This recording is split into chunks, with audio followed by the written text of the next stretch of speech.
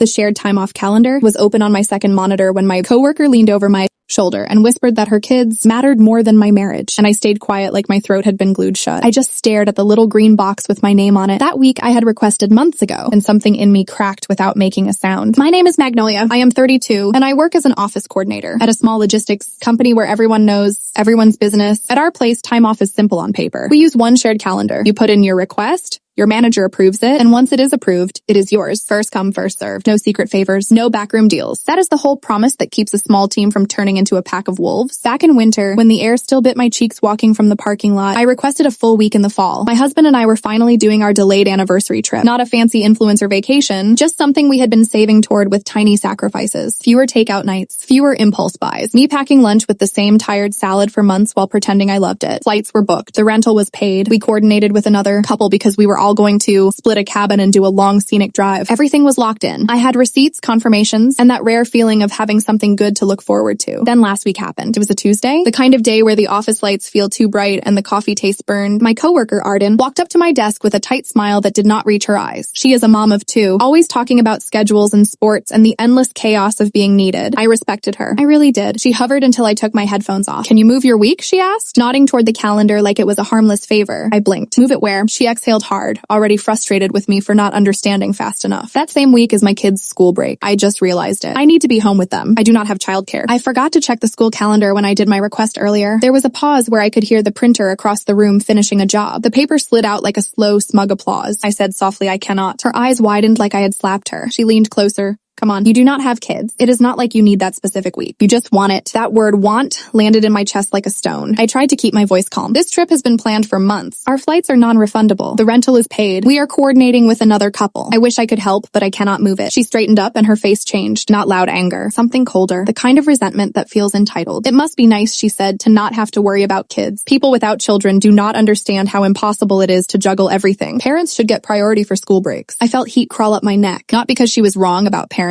being hard. I knew it was, but because she was saying my life was lighter, so my time was cheaper. My fingers were still on my mouse. I could have clicked away. I could have shut the calendar. Instead, I stared at my approved request and realized she was not asking. She was testing where I ranked. I swallowed and said, "I am sorry, I cannot." She walked away without another word, but the silence she left behind felt loud. For the next few days, I started noticing small things. Arden stopping conversations when I entered the break room. Arden laughing a little too loudly with our manager near the copier. Arden sighing dramatically when someone mentioned schedules. Then the first twist hit. On Thursday afternoon, my manager called me into his office. He kept his voice friendly, like he was doing me a favor just by talking. He said, "Magnolia, Arden mentioned you might be flexible with your time off. She is in a tough spot." I stared at him. "Might be flexible." I said, "I already told her I am not. It is approved. It is booked. It is paid." He leaned back and folded his hands. "I get it, but she has kids. Sometimes we have to be a team." A team. The same word people use right before they ask you to swallow something bitter with a smile. I nodded slowly, pretending I was considering it, while my stomach turned, because I realized something in that moment. This was not about Arden asking me. This was about Arden recruiting authority to pressure me. I left the office feeling shaky. My first instinct was to vent to someone, to complain, to defend myself. But I did not. Instead, I went back to my desk and started collecting proof like it was oxygen. I pulled up my email confirmations. I saved screenshots of the approval. I forwarded everything to my personal email, including the date my request was approved, the policy document that said first come first served, and the team memo from last year where management bragged about fairness and transparency. I did not tell anyone I was doing it. I just did it quietly, like locking your doors when you hear rumors of break-ins. That night at home, my husband saw my face and asked what was wrong. I told him everything while I chopped onions too aggressively for dinner. He said, "Do not give it up. If you do, they will keep doing this to you." I nodded, but there was a sour fear in my mouth because I could already feel the office turning, like I was being painted as selfish in a story I did not write. The second twist came the following Monday. I got an email from our manager with a subject line that made my skin prickle. Updated time off schedule.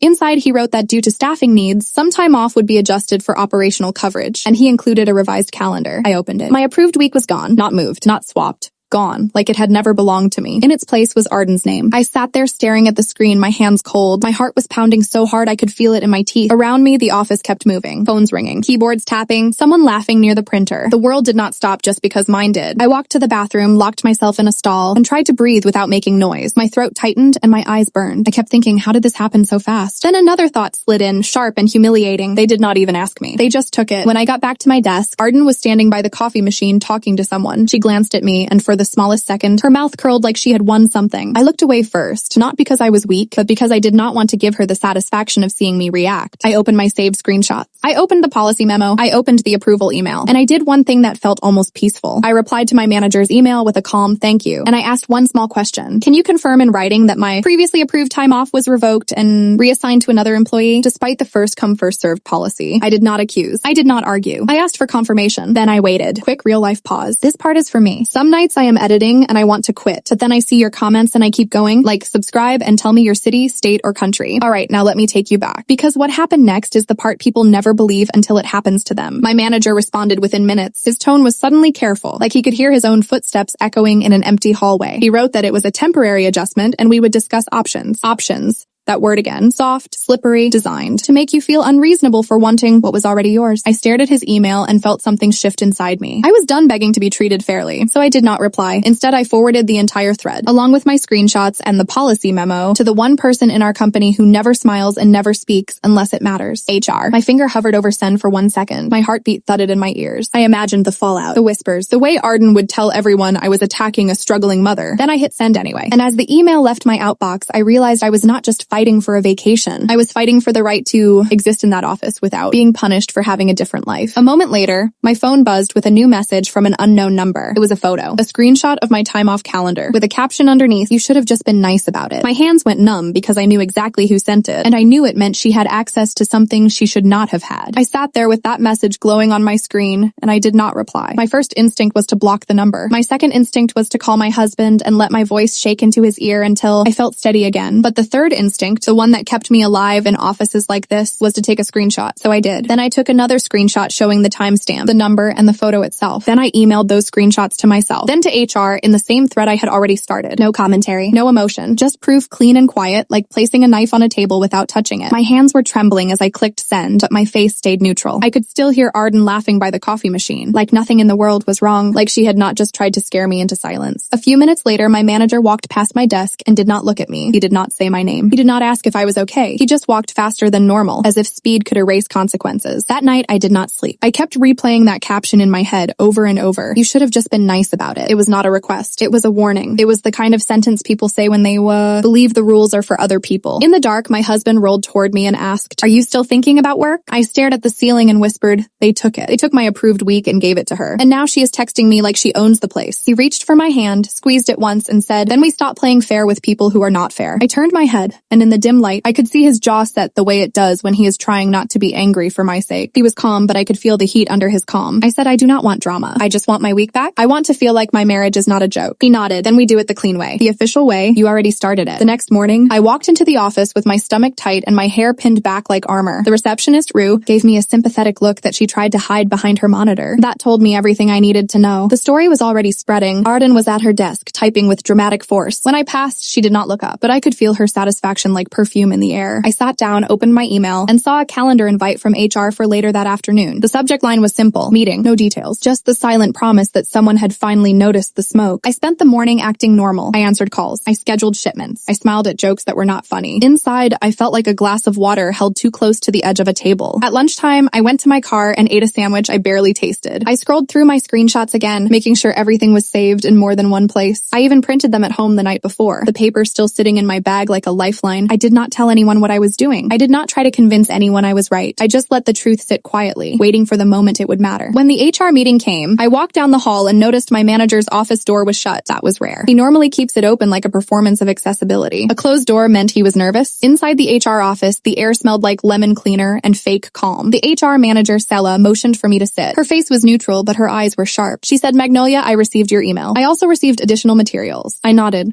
My mouth was dry. She asked, "Is everything you sent accurate?" I said yes. My time off was approved months ago. It was removed from the calendar and reassigned. I asked for confirmation in writing and was told it was a temporary adjustment. Then I received a text message from an unknown number with a screenshot of the calendar and a caption that felt like intimidation. Sela's pen paused. She looked at her screen, then back at me. "Did you respond to the message?" "No." "Did you tell anyone about it?" "Only you and my husband." Sela nodded slowly, like that was the right answer. Then she said, "I am going to ask you a question, and I need you to answer carefully. Has anyone in management instructed you to give up your time off?" My chest tightened. I heard my manager's voice in my head saying, "Sometimes we have to be a team." I said I was pressured. I was asked to be flexible because she has kids. I was told we would discuss options, but nobody said the words, "You must give it up." Sala's expression did not change, but something in her posture shifted, like a door closing. She said, "Thank you. I need you to forward the text message thread itself." not just screenshots. And I need you to keep everything else the same. Do not block the number. Do not engage. If you receive anything else, document it and send it to me. I nodded. My hands were still, but my heart was pounding. Then Sela said, one more thing. Do you know how Arden would have gotten your personal number? My stomach dropped. I said, I do not know. I did not give it to her. Sela's eyes flicked to something on her screen. Our system has employee contact details. Access is limited. Limited. That word felt like a crack in a wall. Sela ended the meeting with a calm thank you and told me to return to my desk. As I walked back down the hall, I realized the first real relief I had felt all week was not that HR believed me. It was that HR had asked the right question. How did she get your number? That meant someone had let Arden cross a boundary she had no right to cross. And that meant this was no longer just office gossip about time off. This was about access, policy, security, liability.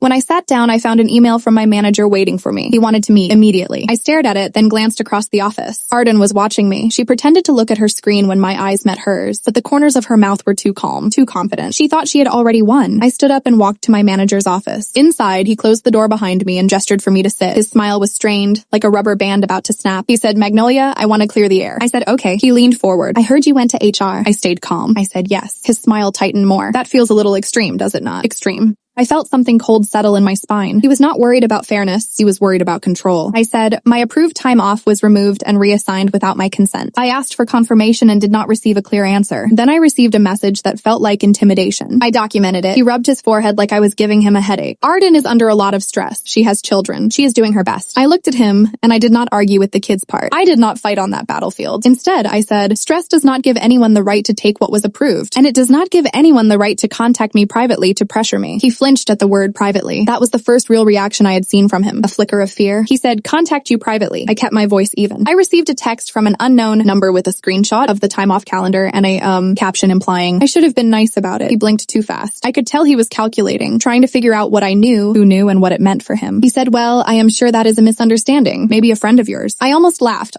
but I did not. I said, I do not have friends who have screenshots of our internal calendar. Silence. He sat back and his face softened into a different strategy. The helpful manager. The reasonable man. The one who just wants harmony. He said, look, we can fix this without escalating. We can find another week for you. Maybe you can shift the trip. Maybe the airline will give you credit. People do it all the time. My throat tightened. He was saying the same thing Arden had said, just dressed up in softer words. Your plans are flexible. Hers are not. Your marriage is optional. Her motherhood is mandatory. I said no. Just one word. Calm, final. His eyes narrowed. Magnolia, I am trying to be fair here. I tilted my head slightly. Fair would be following the policy. He stared at me and for a moment the mask slipped. Then he said, why are you making this so hard? I did not answer. Because if I answered honestly, I would have said, because you tried to teach me that my life matters less. Instead, I stood up and said, I have work to do. I opened the door and walked out without rushing. I felt his gaze on my back like a hand trying to push me down. When I returned to my desk, there was a new email from IT addressed to the whole company. It was short, almost bland. It said that due to routine security checks, access logs would be reviewed and some permissions would be temporarily updated. Routine security checks. My pulse quickened. Across the room, Arden read the email. Her posture changed. Her shoulders stiffened. She glanced toward the manager's office, then toward me, and for the first time, her confidence looked shaky. That was my second micro twist. Because I realized something. HR had not just listened. HR had moved. The rest of the day felt like standing near a storm you cannot see yet, only smell. People whispered. Doors closed. The manager stayed in his office longer than usual. Then, near the end of the day, Sela appeared at the edge of our workspace and asked Arden to come with her. Arden's face went pale for half a second before she forced a laugh and stood up. As she walked past my desk, she leaned close enough that only I could hear her. She whispered, you think this makes you look good? I looked up at her and said nothing, not a single word. She walked away anyway, and the silence I gave her felt like a mirror she could not smash. Minutes passed, then more minutes. Arden did not come back. My phone buzzed. It was a new message from the same unknown number. One line, you have no idea who you are messing with. I stared at it, then slowly set my phone face down on my desk. My hands were steady now because I finally understood the truth. Arden did not realize I had already accepted. I was not messing with her. I was messing with the systems she thought she could bend, and those systems were about to bend back. The next morning, Sela's email landed in my inbox before the coffee finished dripping in the break room. She asked me to come to HR at 10 o'clock, and she included IT on the invite. My fingers hovered over the trackpad. I could feel my heartbeat in my wrists. Around me, the office sounded normal, but it was not normal anymore. It was the stage where everyone knew a scene had changed, and nobody wanted to be the one caught standing under the wrong spotlight. At 10, I walked to HR with my shoulders back and my stomach clenched. In the hallway, I passed Arden's desk. It was empty. Her chair was pushed in,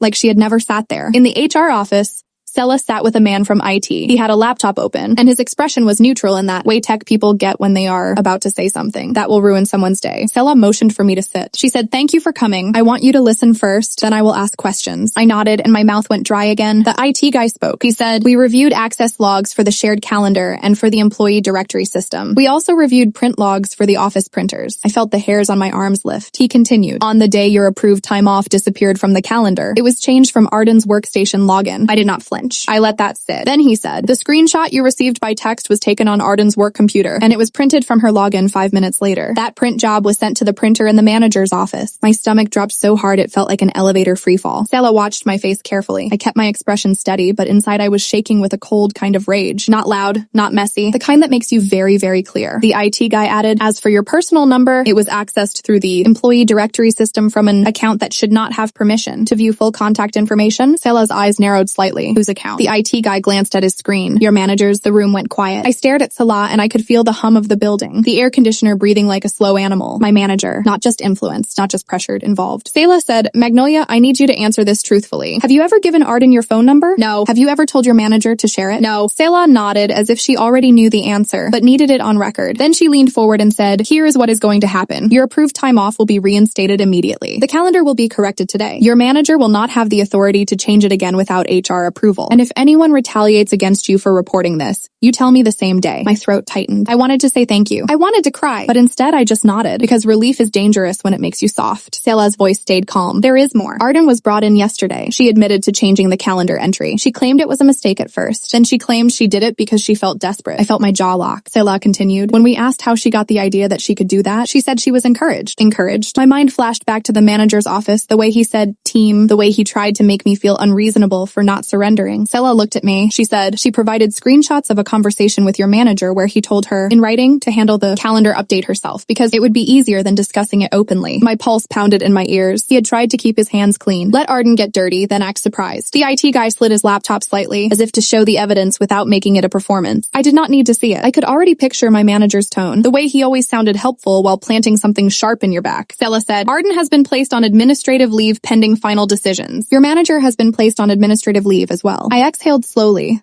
like I had been holding my breath for days. Then Sela said, "There is one more piece you should know, because it affects you." My stomach tightened again. She said, "The unknown number that texted you is a temporary phone number Arden used. She paid for it. We confirmed it. She did that to avoid having it traced to her, but she did not realize it can still connect devices and logs." My skin prickled. It was not just a rude coworker. It was intentional intimidation. It was a plan. Sela watched me. "Are you okay to return to your desk?" I nodded, but my hands were cold. When I walked back into the main office, people avoided my eyes. Not because they hated me, because they were scared. Everyone can imagine being in my position, and most people survive by believing it will never be them. At my desk, I opened the shared calendar. My green box was back. My approved week sat exactly where it belonged, my name clean and unchallenged. I stared at it for a long moment. Then I closed the calendar without touching it, like it was something sacred and fragile. A little while later, Rue, the receptionist, walked by with a stack of mail and stopped near my desk. She whispered, "I heard they pulled Arden into HR yesterday. People are saying she was crying." I kept my voice quiet. I said I did not ask for her to cry. I asked for my time back. Rue nodded, eyes wide, like she was seeing me differently, like she realized kindness does not mean being available for sacrifice. The rest of the day moved like slow water. My manager did not return to his desk. Arden did not return either. Their empty chairs became loud in the way only absence can be. When I got home, my husband was waiting at the kitchen counter. He watched my face carefully, then asked, "What happened?" I told him everything, step by step, letting the words leave my mouth like stones falling from my hands. He listened, then said, "So you won." I shook my head. Not yet. But I did not lose myself. That night I slept. Not perfectly, but enough. The next morning, I walked into the office and saw a company-wide email from the executive director. Short, professional, no names, but clear enough. It said that certain leadership responsibilities were being reassigned effective immediately and that access to internal systems would be tightened. It reminded everyone that the time off policy would be followed as written, with no exceptions based on personal circumstances. My eyes stayed on one sentence longer than the rest. No exceptions. I felt something inside me unclench. Around noon, Sela asked me to come to HR one more time. When I walked in, she looked tired, but satisfied in the way people get when they have cleaned up a mess they did not create. She said, "Your manager is no longer employed here." My stomach flipped. Half relief, half shock. She continued. Arden resigned when confronted with the full findings. She wanted to leave before any formal action could be placed in her file. I stared at Sela, so she ran. Sela nodded. Yes. And Magnolia, I want you to understand something. This was not your fault. You did the right thing by documenting and reporting. People like to call that dramatic until they need it themselves. I swallowed. My voice came out soft. Thank you. Sela's eyes softened just slightly. Your time off remains approved. And if you want, we can adjust your workflow before you leave so coverage is not placed on your shoulders. You deserve to take your trip without guilt. I left HR with my hands steady and my steps calm. For the first time in a long time, I felt like the rules applied to everyone, not just the quiet people. Back at my desk, I noticed something new. A small envelope sitting near my keyboard. No stamp, no name, just placed there. My heart stuttered. I picked it up carefully and opened it. Inside was a single printed screenshot. The same one Arden had texted me. The calendar view, my week removed, her name placed where mine had been. But this time, there was something different. At the top corner in tiny text was the printer footer. It showed the account used to print it, not Arden's. My manager's assistant's account. I stared at it until my eyes hurt. That meant the manager did not just let Arden do it. Someone else printed it for him. Someone else helped move it through the office like a weapon passed quietly hand to hand. I felt my stomach twist, but the fear did not take hold the way it would have before, because now I understood how power works here. It hides in routines. It hides in silence. It hides in people who act like they are just following orders. I slipped the paper into my bag and took a photo of it on my phone. Then I forwarded it to Sela with one sentence. I thought you should have this too. No accusation, no drama. Just the truth delivered to the right person. The assistant who printed it avoided me the rest of the day. She did not glare. She did not smirk. She looked small, like she finally realized the quiet people do not always stay quiet. The week of my trip arrived, and when I walked out of the office on my last day before leaving, nobody stopped me. Nobody asked me to be flexible. Nobody made a comment about kids or priorities. I drove home with the windows cracked, the air smelling like leaves, and for the first time all year, I felt light. At the airport, my husband laced his fingers through mine while we waited in line, and I watched families shuffle forward with strollers and backpacks and tired faces. I felt compassion, real compassion, and it did not cancel my right to live my own life. On the plane, I put my phone in airplane mode and leaned my head against the seat, letting myself believe in peace. When we landed, I turned my phone back on. One email notification came through from Sela. It said that after reviewing additional evidence, HR discovered a pattern. Arden had tried this before, more than once, with other employees, and complaints had been buried quietly to avoid conflict. Sela thanked me for forcing the truth into daylight, because now the company was fixing what it should have fixed years ago. I stared at the message and my throat tightened. All that time, people had been guilted into giving up their weeks. People had swallowed the unfairness because it was easier than being labeled selfish, and Arden had counted on me doing the same. I looked out the car window at the road ahead, the cabin waiting, the week that belonged to my marriage, my rest, my life. Then I smiled, not wide, not loud, just enough to feel it in my chest, because the truth was simple. I did not take a mother's vacation away from her. I took my own life back from the kind of person who thought she could steal it, and she still never heard me raise my voice once.